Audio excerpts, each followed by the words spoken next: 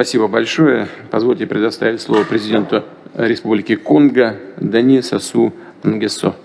Monsieur le Président de la Fédération de Russie, Monsieur le Président de l'Union des Comores,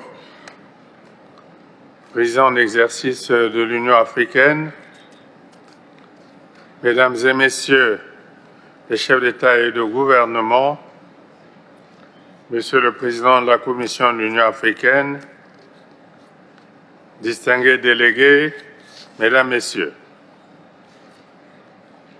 l'accueil particulièrement chaleureux qui nous a été réservé à moi-même et à ma délégation et la satisfaction de prendre part à ce deuxième sommet Russie-Afrique m'amène à adresser mes sincères remerciements à M. Vladimir Poutine, président de la Fédération de Russie. Les thématiques de la présente rencontre appellent à un ferme engagement pour la paix, la sécurité et le développement. Chaque époque a ses générations et chaque génération a ses défis. Hier, pour l'Afrique, les défis étaient dans l'unité, de libérer le continent de la colonisation, de vaincre l'apartheid et de conquérir l'indépendance. Dans ce combat, l'Afrique avait bénéficié du soutien de l'ancienne URSS au mouvement de libération. Le tout dans un élan de solidarité appelé à l'époque l'internationalisme. Pour assumer pleinement l'indépendance, l'Afrique avait besoin d'une élite qualifiée et compétente. Aussi, l'ancienne URSS avait-elle accordé de milliers de bourses pour la formation de nombreux cadres africains. Aujourd'hui, le défi pour les générations actuelles porte sur le développement de l'Afrique afin d'assurer le bien-être des 2 milliards d'Africains attendus d'ici l'année 2050. Aujourd'hui, comme hier, dans le cadre de la libération, il s'agit d'un combat, celui du développement pour lequel l'Afrique ne peut se passer de l'accompagnement des amis, des partenaires,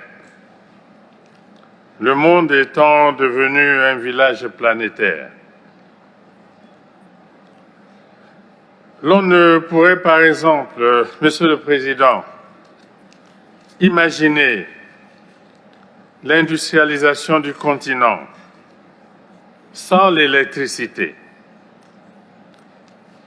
Souvenons-nous du célèbre mot d'ordre lancé par un grand révolutionnaire de votre pays, selon lequel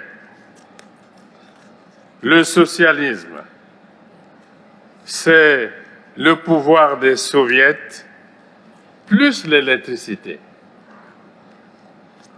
Or, l'on constate qu'à ce jour, 600 millions d'Africains, je dis bien 600 millions d'Africains, n'ont pas accès à l'électricité. En outre,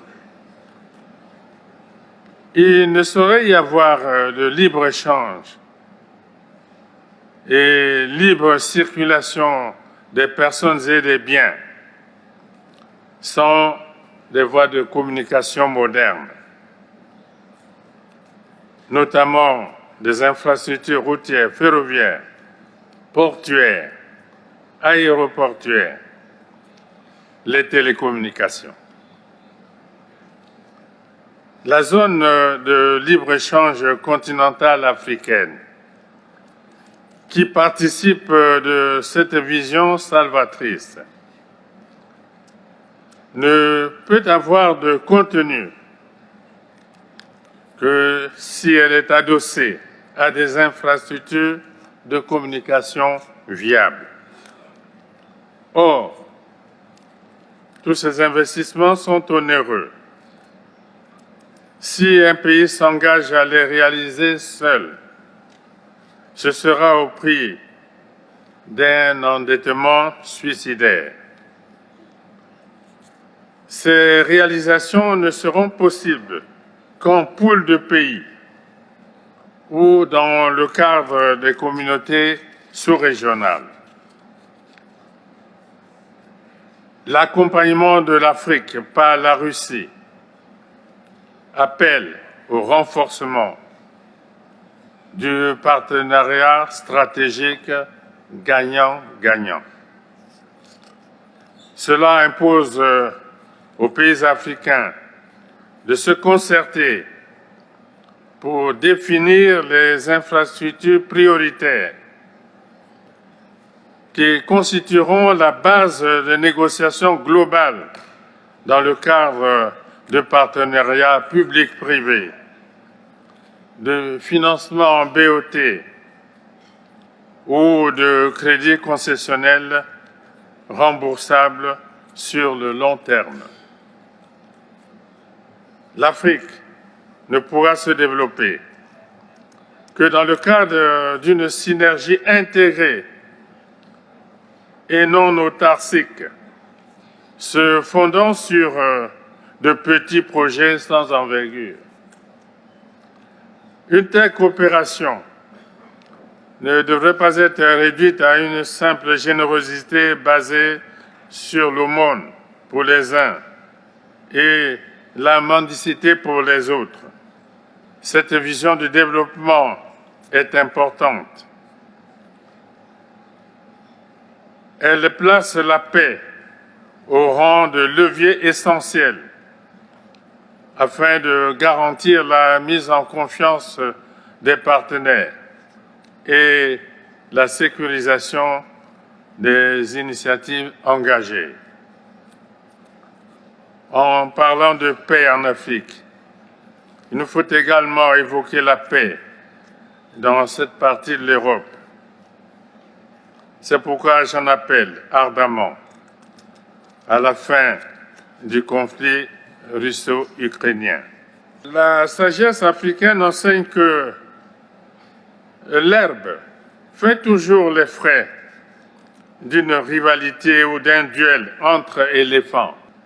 Tel est le cas du blé qui a intégré les habitudes alimentaires de la plupart des pays africains, aujourd'hui confrontés à des pénuries qui ont un réel impact sur le quotidien de leur population.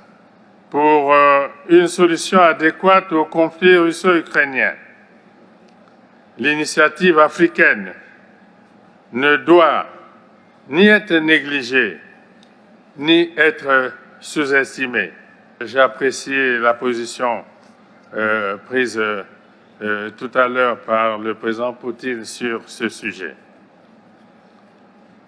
Une fois de plus, l'optimisme reste de mise, tant pour l'éventail des préoccupations qui seront abordées au cours de ce sommet, que pour la restauration de la paix dans cette partie du monde qui nous accueille aujourd'hui. Je vous remercie, Monsieur le Président.